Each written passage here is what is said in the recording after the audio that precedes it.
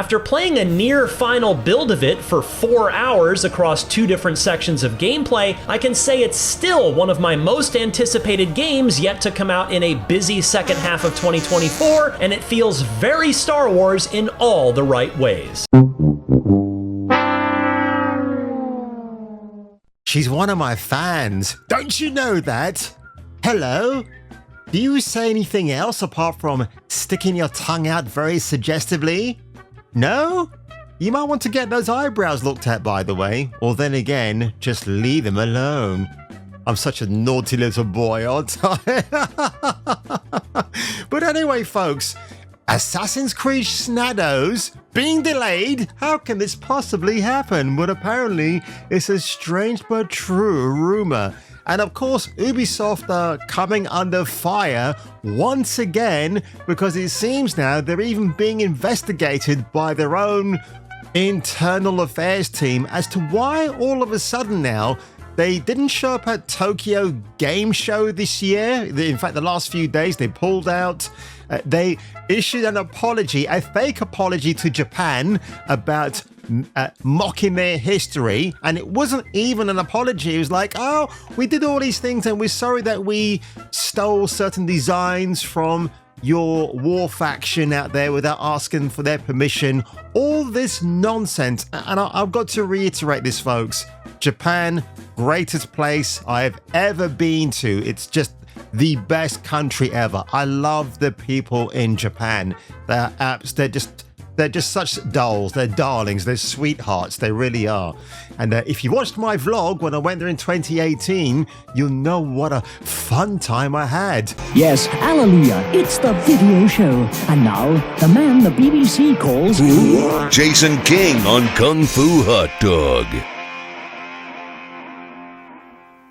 And speaking of fun, well, I'll leave you alone, my lovely, because certainly you just don't stop trying to tease me.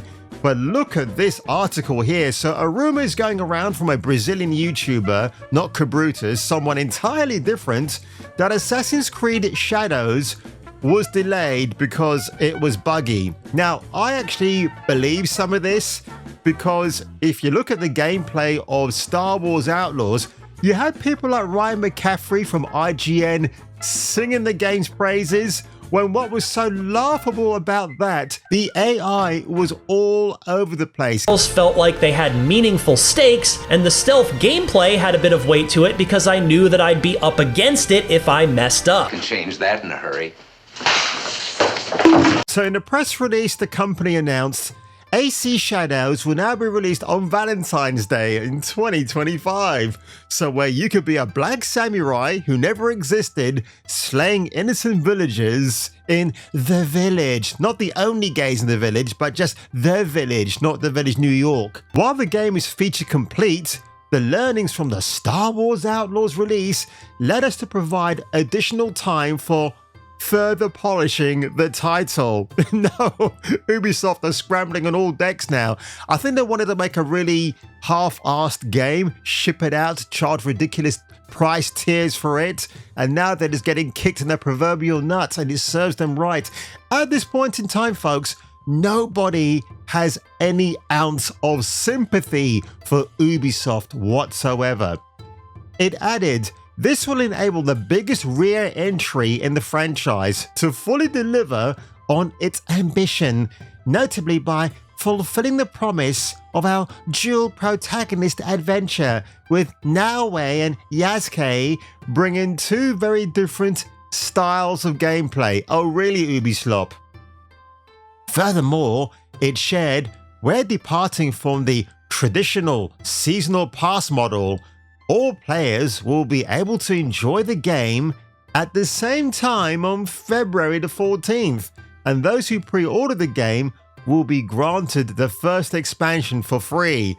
So any other expansion afterwards, you're going to have to pay for. Is that my understanding?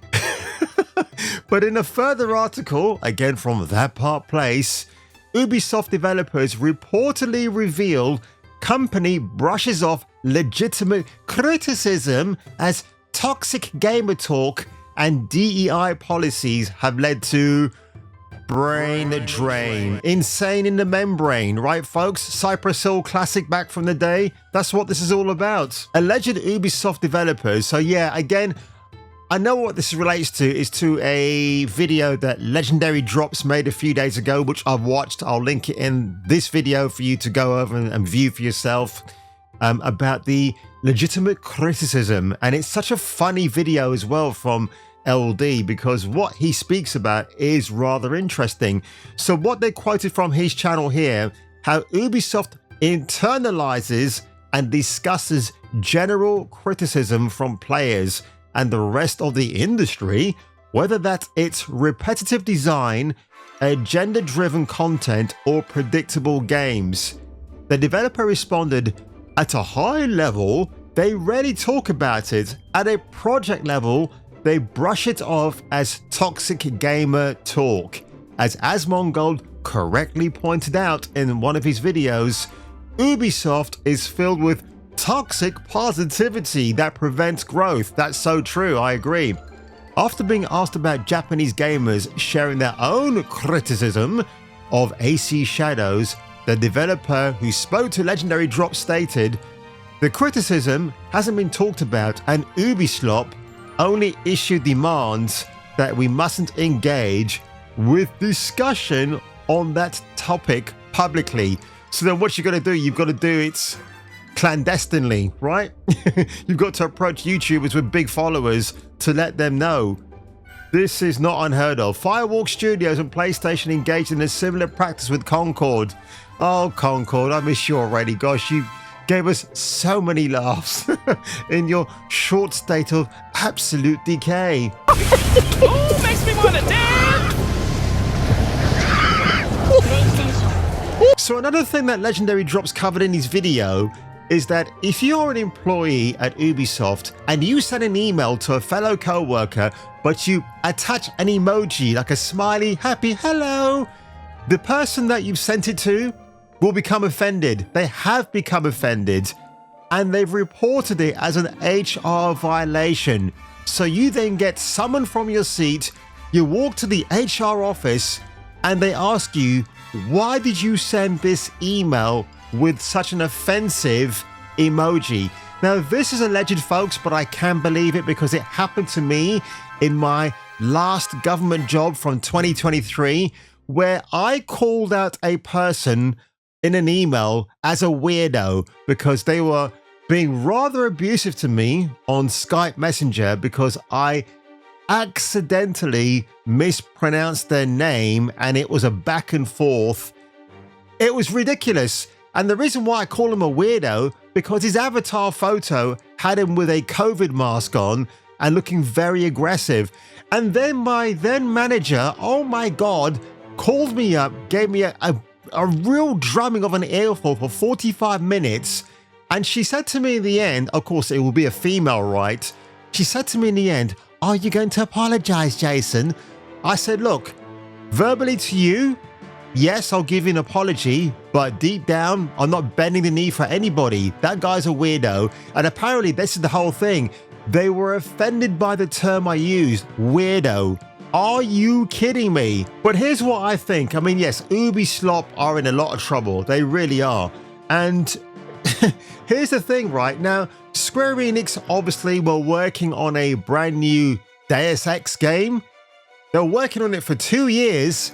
And then because Embracer Group came in, they scrapped that project. So rest in peace, Adam Jensen. We could have got another game from him and the great voiceover talents of Elias Tufexis. But guess what? That ain't gonna happen. I never asked for this. They say they saved me, but I'm not sure saved is the right word. So check this out, right? Ghost Recon Breakpoint. Started off very badly, but this is a video from 2024. People are still playing this game online more than ever. They've made a lot of modifications, they've really improved it. The only bugbear that I have with this game, why isn't it an offline experience? Why did Ubisoft just made this a strictly tactical online experience? It made no sense to me, and it still doesn't. because the actual single-player campaign, you can actually finish it in about 20 minutes. It's bizarre. I've seen this happen. Like, somebody did a speed run of this, and the main villain is played by John Bernthal, and man, his cinematics, his facial capture is amazing. But somebody managed to figure out how you can get to the game in a very short space of time and kill him is pretty funny. But when I look at all of this amazing game, this is an Ubisoft game, and this is still alive and kicking like the Simple Minds song, and it's amazing. I've enjoyed watching these videos, by the way, all the third-person gameplay, how you can adjust it to the most difficult option possible, and it just looks fantastic. And for some reason, Ubisoft seem very afraid to go back and revisit Tom Clancy. Keep that guy's name alive, make more spin-offs, including Splinter Cell. Yes, we are getting a remake for the modern audience, but as I've stressed before, the modern audience are the actual video game developers themselves, not the people out there like you and me, apparently. I don't like this modern audience shit. Just give us a glossy upgrade with some nice refinements of an existing franchise, or bringing out a brand new IP if you possibly can. I mean, with Splinter Cell, right, you want to bring it back, you got to bring it back with Michael Ironside, but then having Sam Fisher without Michael Ironside is like having Eva Hertzigova without a Wonder Bra.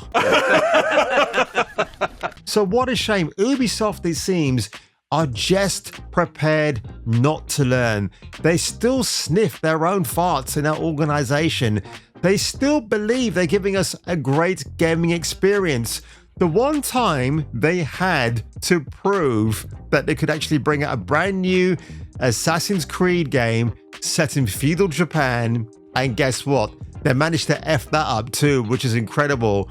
But before I go, folks, I've got to show you this story, which actually had me laughing yesterday. So, this is a true thing.